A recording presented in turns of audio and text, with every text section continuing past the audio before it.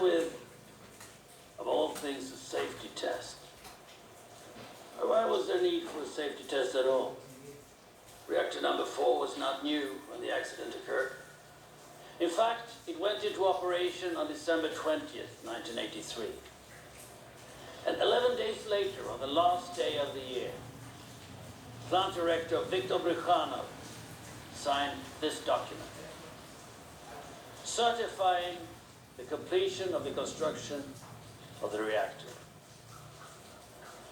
As a result of finishing the work before the end of the year, Comrade Brichanov was awarded Hero of Socialist Labor. Comrade Famin was awarded for valorous labor.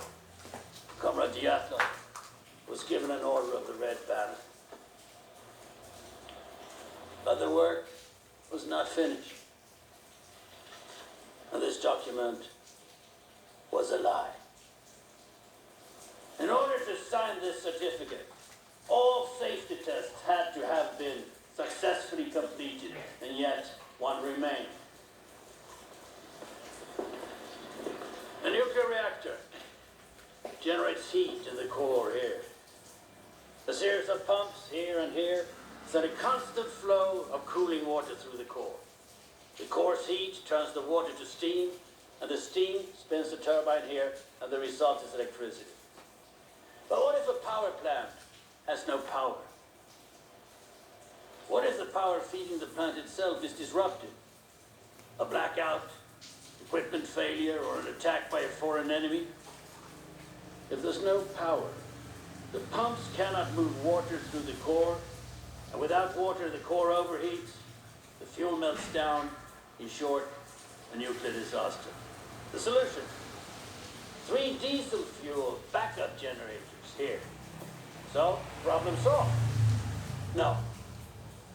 Brichanov knew that the problem was not solved at all. The backup generators took approximately 1 minute to reach the speed required to power the pumps and prevent a meltdown. And by that time, it would be too late. So we arrive at the safety test. The theory was this: if the facility lost power, the turbine which had been spinning would take some time to slow down and stop. What if you could take the electricity it was still generating and transfer it to the pumps? What if the dying turbine could keep the pumps working long enough to bridge the 60-second gap until the generators came on?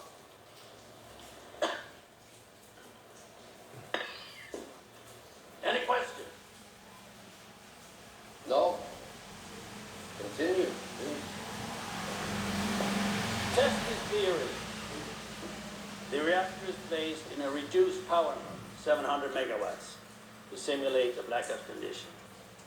Then the turbines are turned off, and as they slowly spin down, their electrical output is measured to see if it's enough to power the pumps. The science is strong, but a test is only as good as the men carrying it out. And the first time they tried, they failed. The second time they tried, they failed. The third time they tried, they failed. The fourth time they tried was April 26, 1986.